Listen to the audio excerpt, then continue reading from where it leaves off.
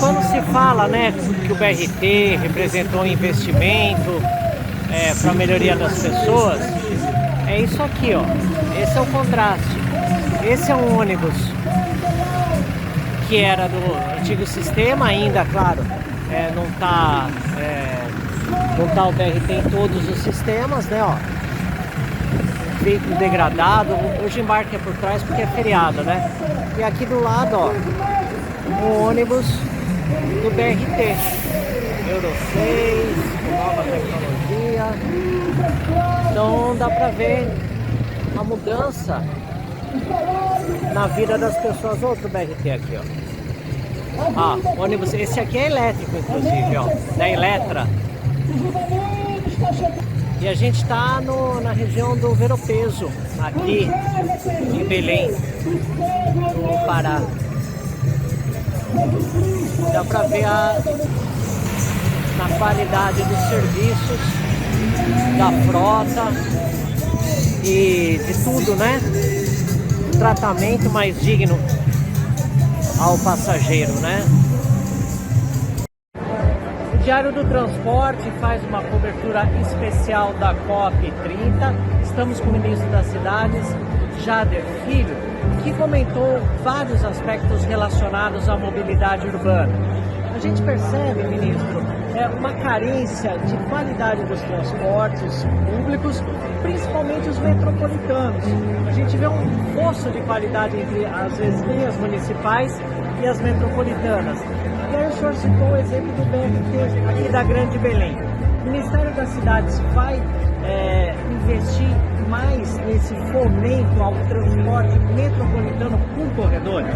Sem dúvida, nós temos que investir cada vez mais. Nós fizemos um investimento no PAC da ordem de 45 bilhões de reais para exatamente fazer obras de BRT, obras de VLT, obras de metrô espalhadas pelo Brasil. Nós também disponibilizamos 10,5 bilhões de reais para a renovação de frota, exatamente para que nós possamos atender e levar um transporte de qualidade para todas as regiões do nosso país, como estamos fazendo aqui no BRT Metropolitano, onde nós fizemos junto com o governo do estado.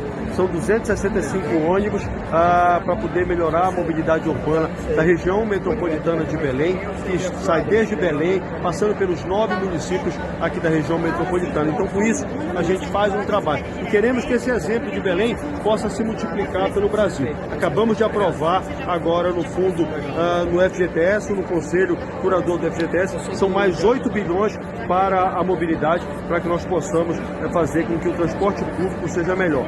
Eu tenho convicção que se nós melhorarmos o transporte público, as pessoas vão voltar a usar com mais intensidade, da mesma maneira que faziam antes da pandemia. E com isso, quem ganha é o meio ambiente, quem ganha é a nossa sociedade, quem ganha são os seus usuários. E a gente precisa melhorar o transporte público em todo o Brasil. Podem contar municípios e estados que nós vamos ajudar vocês a melhorar o transporte no nosso país. Ontem a gente visitou o sistema e a gente verificou que havia cidades que não tinham ligação metropolitana, como Castanhal, Santa Isabel para cá. Havia uma exclusão. Isso. Além disso, além dessa exclusão ter sido equacionada com o BRT, Isso. teve a preservação de vidas. Aquele trecho da BR era um dos mais letais do Brasil. Com certeza. E aí, com as passagens subterrâneas, elas acabaram ficando mais seguras. Qual a importância do transporte, não só para transportar, mas para incluir? O transporte ele precisa ser cada vez mais inclusivo. Nós temos que ter essa iniciativa de investir para fazer obras que tenham exatamente o que atendam o anseio da nossa sociedade, para que a gente possa ter um transporte, primeiro, seja um transporte módico, então temos que ter modicidade no transporte, que é o que está acontecendo agora com o BRT Metropolitano. Com um pouco mais de R$4, as pessoas chegam de Castanhal até Belém. E isso é o quê? Isso é justiça social, porque você permite que as pessoas utilizem um transporte que tem ar-condicionado, que tem Wi-Fi, que tem qualidade e de uma maneira barata, onde as pessoas possam se utilizar. É isso que a gente busca fazer, mas a gente precisa fazer com que isso se multiplique no Brasil. Nós já fizemos com o governo federal. Nós inauguramos o BRT de Salvador, nós inauguramos o BRT de Campinas e nós inauguramos o terminal Gentileza no Rio de Janeiro, que é exatamente para quê? Para que a gente possa, para que o transporte público nas nossas cidades seja um transporte público mais amigável, mais justo, mais seguro para atender as famílias brasileiras. Agora, o metropolitano tem um problema das autoridades metropolitanas de transportes. Falta muito. Porque às vezes uma rivalidade entre uma cidade e outra pode impedir um projeto bom. É por isso que o transporte metropolitano tem que ficar a cargo dos governos de estado. Essa é a intenção, exatamente para você evitar de ter essas discussões. Como ele é metropolitano, ele atinge diversos municípios, o certo é que o governo do estado tem que ficar com essa responsabilidade, tanto aqui em Belém, como aí pelas regiões metropolitanas do nosso país. Ministro, sua agenda é apertada, eu agradeço bastante sua participação aqui no Diário do Valeu, Transporte. Adam, um abraço a todos aí que fazem o Diário do Transporte. O Diário do Transporte faz uma cobertura especial aqui em Belém, no Pará, e na região metropolitana da COP30, a Conferência das Nações Unidas sobre Mudanças Climáticas. Mudanças climáticas têm tudo a ver com transporte sustentável. Sustentável não é apenas o veículo elétrico, embora que faz parte também da cadeia, mas é sustentável do ponto de vista econômico e também social. O transporte coletivo, ele é um dos principais caminhos para garantir às pessoas a vida básica de cidadão, acesso a emprego, a renda, e tudo começa primeiro com vontade política, regulação contratual e pensar nas pessoas. Transporte metropolitano hoje é um dos grandes problemas no Brasil. A gente está aqui com o diretor-geral da Arcon, Eduardo Ribeiro. A Arcon, que é a agência do governo do Pará, que faz a regulação dos contratos de transportes, de saneamento, de gás, né? E tudo começou mesmo, né? Havia municípios, pessoas excluídas do acesso mais fácil, barato e direto para Belém, o acesso ao que a capital oferece. É isso mesmo? E tudo começou com regulação. É isso, Adriano. Existiam uma série de municípios na região metropolitana que não tinham um serviço de transporte metropolitano. Eles eram servidos através do transporte rodoviário, ou seja, uma tarifa mais elevada, tá certo? A partir da vontade política, da determinação do governo em implantar o BRT metropolitano, esse direito básico da população passa a ser estendido a todos os municípios da região metropolitana. E a regulação, constituída por um conjunto de leis que proporcionou nós chegarmos a uma licitação para contratar um concessionário. Ter segurança jurídica para o investimento, porque muita gente, quando fala de investimento, sustentabilidade, é o ônibus modelo tal, é a infraestrutura, mas se não tiver a segurança jurídica para investir, não sai nada, é o ponto de partida, né? Isso, a segurança jurídica, inclusive, né, para que os custos estejam sempre sendo compensados. Perfeito. Agora, mudou a vida das pessoas. É isso. Está em operação assistida, mas vocês já tiveram retorno dessas pessoas que gastavam, às vezes, até quase R$30, mais de R$20 para se deslocar, para estudar, para trabalhar. Hoje é R$4,60, né? Como que foi isso? Isso. Nos municípios mais distantes, né, um estudante que deseja se deslocar até a Universidade Federal do Pará, em Belém, ele gastava até mais do que R$30, chegou até R$38 pela necessidade de pegar 2 transportes e por ter um transporte rodoviário com uma tarifa bem acima da tarifa metropolitana. Com isso, com a implantação do BRT metropolitano, esse estudante vai poder chegar à Universidade Federal do Pará e voltar para o seu município de origem pagando R$4,60. Não havia ônibus, havia, na maior parte das vezes, vans e a mototáxi, que é muito comum que a gente vê na capital, também não fazia o metropolitano, né? O mototáxi, ele abrange muito as linhas curtas na região dos municípios, internamente, intramunicipal, né? As linhas mais longas eram uma precariedade do serviço de transporte coletivo, tá certo? E aonde não havia esse transporte metropolitano abrangido pelo sistema rodoviário, através do transporte alternativo, que eram as vans, ou então o transporte rodoviário convencional, com uma tarifa muito mais alta. Aí, o sistema, o senhor estava explicando para a gente, como um todo, custou 1 bilhão e 300 milhões de reais, como um todo, contando os veículos, que foram 368 milhões de reais financiados pelo programa ProTransporte do governo federal, com a contrapartida do governo do estado, né? Inclusive o próprio governo do estado é que pagou esses ônibus e comprou esses ônibus, e aí que a gente vai entrar numa questão importante, né? Todo mundo fala, porque tem muita gente que está desmerecendo a COP, né? Pode ter seus erros, pode ter suas narrativas, seus discursos, mas não é o objetivo aqui. O objetivo é mostrar a questão prática. Ela, sim, deixou um legado para a vida das pessoas, porque facilitou com que o contrato fosse ajustado e o governo do estado mesmo comprasse esses veículos. É isso. Como que foi? Por quê? Isso. A questão da COP, né, a partir do momento em que se ficou acertado que a COP viria para Belém, o governo do estado, então, assumiu, tá certo, a compra dos veículos. Com isso, possibilitando a inclusão de veículos elétricos. Foi uma exigência do governador no projeto que ele absorvesse veículos elétricos com menos emissão de carbono, né? Hoje, os veículos elétricos, inclusive, estão todos lotados, fazendo serviço para a COP, né? E isso é um legado, tá certo, da COP para o sistema metropolitano de transporte. São 225 ônibus a diesel Euro 6, que já poluem menos, são 0 km, né? Poluem 75% menos, e os ônibus elétricos, que são 40 ônibus elétricos, né? Da marca Eletra. Isso. Né?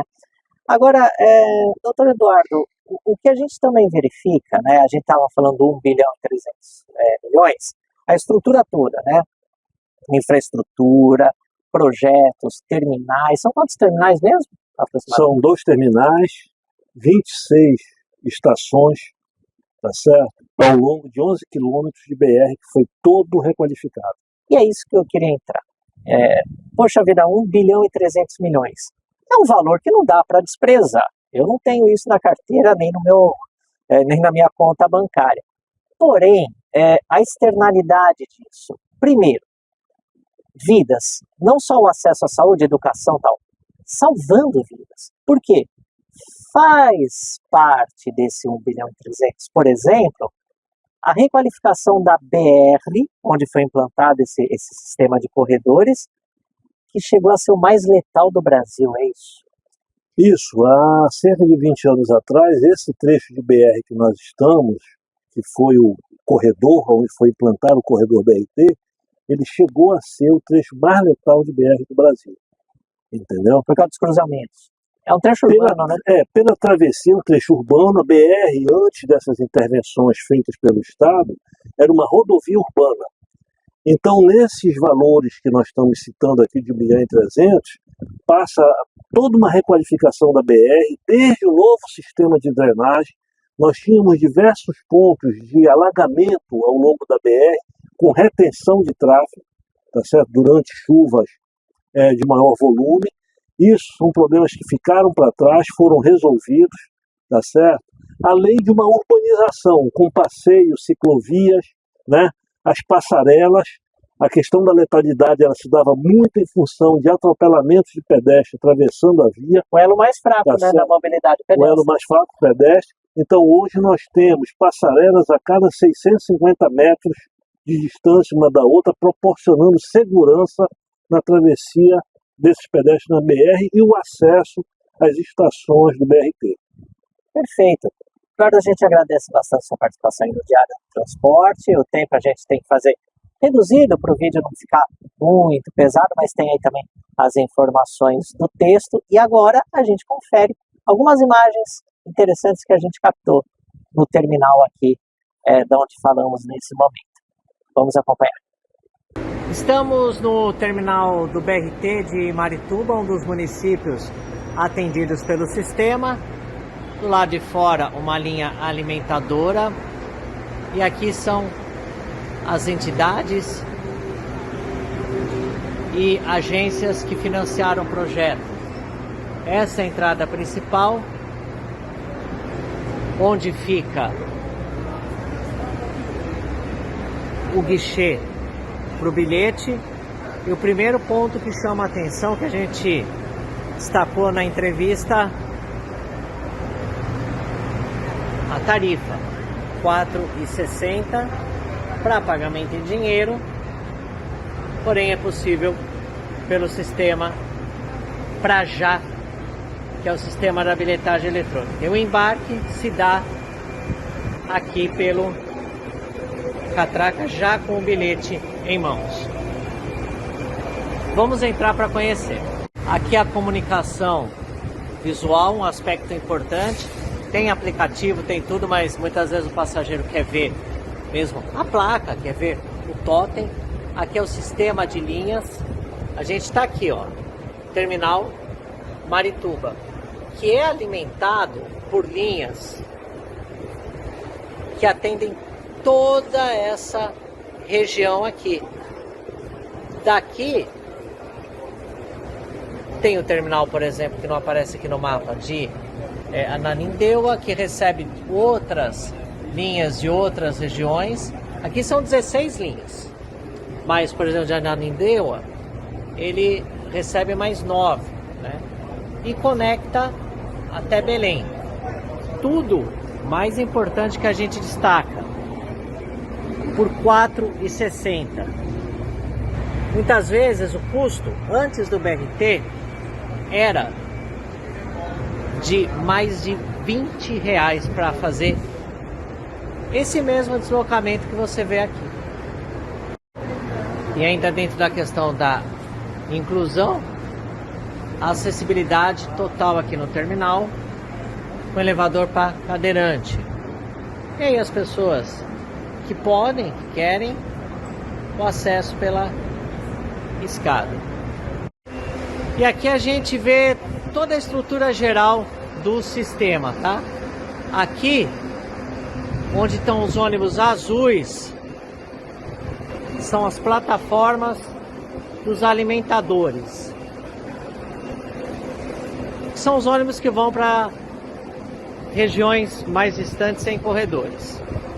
Aqui a gente vê o pátio, que é uma espécie de bolsão onde os ônibus ficam parados. Aqui as plataformas em nível elevado dos ônibus troncais. Os troncais daqui são os da cor roxa. Os verdes saem de Ananindeua, mas aqui nesse bolsão também é um ponto de recarga de energia. Então eles aproveitam aqui a estrutura para recarregarem. E mais ao fundo, a garagem. A garagem ao lado, ela é estratégica. Por quê? Evita a quilometragem morta. O Diário do Transporte faz uma cobertura especial na COP30, que é a Conferência das Nações Unidas sobre Mudanças Climáticas aqui em Belém do Pará. A gente está nesse momento na Green Zone, que é o espaço verde. São vários estandes, vários locais sobre diferentes temáticas relacionadas à sustentabilidade. E o Sistema Transporte da CNT, a Confederação Nacional do Transporte, tem um dos maiores espaços onde são discutidos projetos, iniciativas, exemplos para que a mobilidade, seja de carga, seja de pessoas, urbana, rodoviária, metropolitana, seja cada vez mais sustentável. A gente teve aqui o painel Descarbonização do Sistema de Transportes e uma das palestrantes expositoras foi a diretora-presidente da Eletra Industrial de São Bernardo do Campo, empresa que produz ônibus elétricos, mas não somente isso, ela faz consultorias para gestores públicos, para operadores privados, para como se implantar a frota de ônibus elétricos, e não somente isso, também acompanha depois essa implantação. A gente acompanhou, Helena, muito boa tarde, obrigado pela sua participação aqui no Diário do Transporte.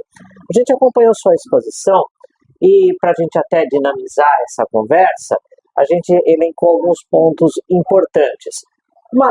Um deles é Você acredita que em dezembro de 2026, um pouquinho antes, um pouquinho depois, o Brasil vai se tornar a maior frota de ônibus elétricos da América Latina? Com base em que você fala isso? Com certeza, Adamo. Eu acho que nós demoramos para entrar na eletromobilidade, mas de um ano para cá nós evoluímos muito. Hoje o Brasil já está com 1.158 carros, Carros ônibus em operação. E só a Eletra, hoje a Eletra tem 62% do mercado nacional. Claro que uma forte indústria dos ônibus elétricos, mas temos outras também. E nós temos só de pedido já registrado para entrega até abril, que seria primeiro semestre, 650 ônibus elétricos. A maioria é capital paulista. A maioria é capital paulista. Então, isso nos deixa a certeza de que até dezembro nós ultrapassaríamos, porque o ritmo do Brasil está muito rápido, principalmente a cidade de São Paulo. Então, acho que é um exemplo que precisa ser replicado para o resto do país.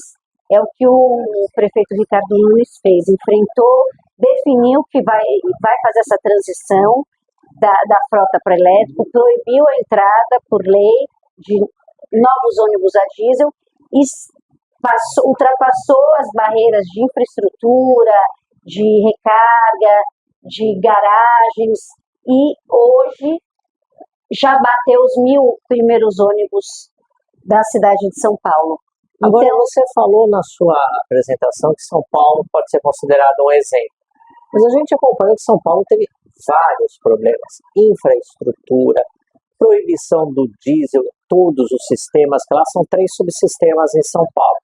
O local de distribuição são os micro-ônibus, os ônibus midis, né, das antigas cooperativas, tem a articulação regional e tem os estruturais, são os ônibus maiores, né?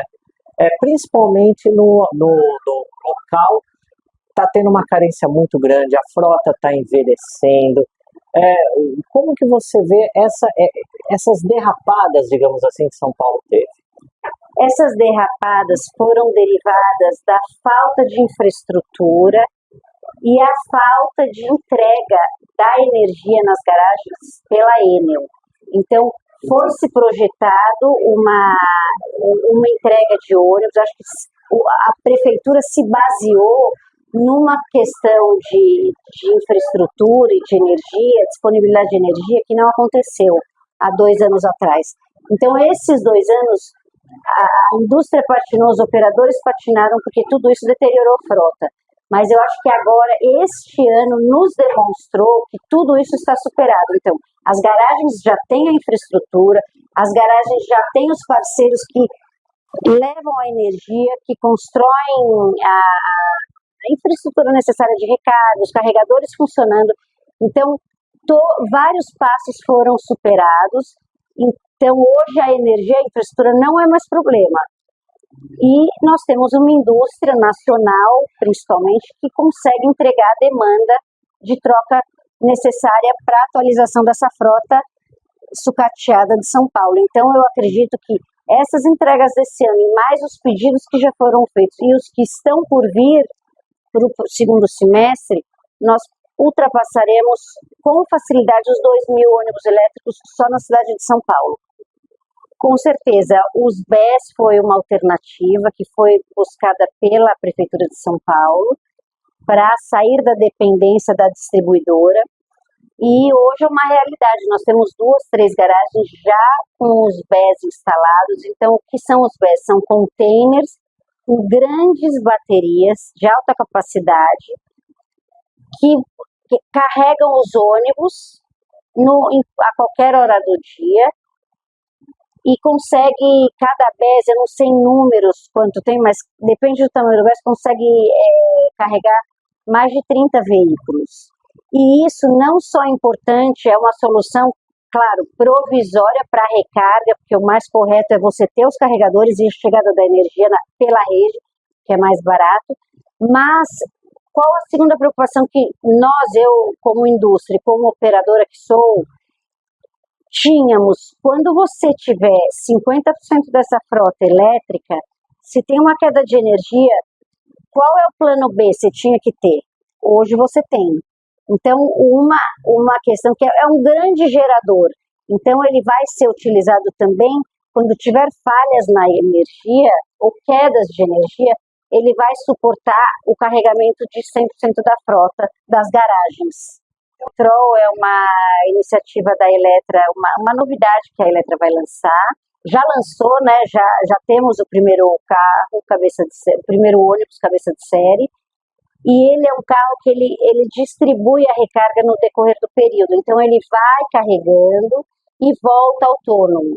Mas, para isso, você tem que ter um corredor exclusivo e uma rede aérea. Mas não é aquela rede que a gente está acostumada de trólebus, que é aqueles cabos que você tem que subir em cima do ônibus, colocar cabo, cai cabo, não. É uma coisa ultramoderna que já existe muito na Alemanha, na Europa e na China, para grandes centros, que você recarrega em um trecho e anda autônomo no outro trecho. Uma recarga de eletricidade só em movimento. Então, você é uma vantagem em termos financeiros, porque você não precisa construir uma infraestrutura, você não precisa ter carregador, você recarrega, está sempre carregado o ônibus, e ele vai carregando, volta autônomo. Então, você também vai baratear o custo dessa energia, porque você vai carregar durante o dia inteiro, durante todo o seu período de operação. Então, você não concentra isso também no horário noturno, que você tem riscos também de concentrar muito, além de ser mais caro, você pode ter quedas de energia. Então, é um modelo inteligente, mais barato. O ônibus também tem um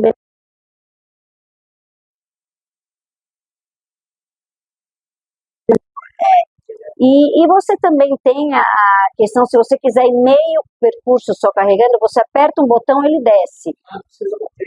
Não, é tudo automático.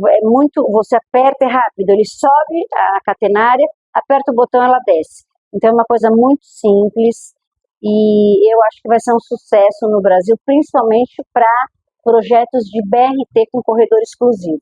Ele não porque a recarga de oportunidade ela tem que parar. Então, por exemplo, você aproveita janelas operacionais de almoço, de descanso do motorista e consegue, do entrepico, e consegue parar e carregar.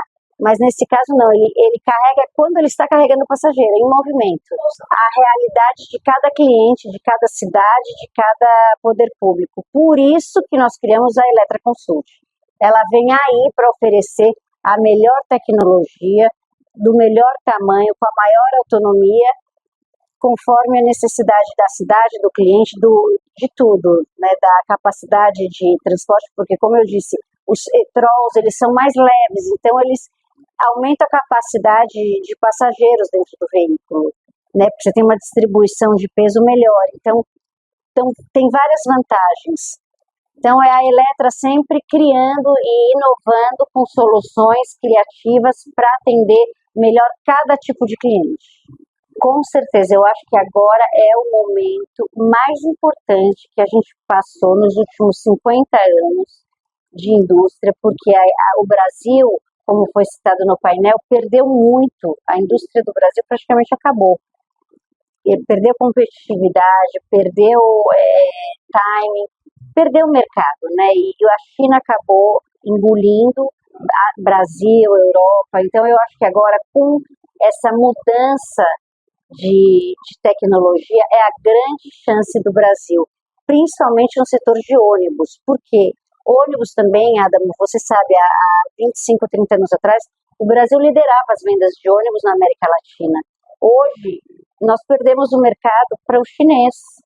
Então, hoje, se você for para o Chile, para o México, para a Colômbia, todos os ônibus são chineses. Todas as fabricantes hoje, parceiras da Eletra, são brasileiras. Então, a VEG para os motores elétricos, as baterias são elétricas, a Caio, que é encarroçadora. E tem outras fabricantes também, Marco Polo, que produz no Brasil. E plataformas Mercedes, que também são brasileiras, a Scania, são as três vizinhas. Então, acho que é uma grande oportunidade e o governo federal está vendo com bons olhos e querendo nos apoiar nessa nova chance de como eles chamam de neoindustrialização, né, que é uma reindustrialização do país.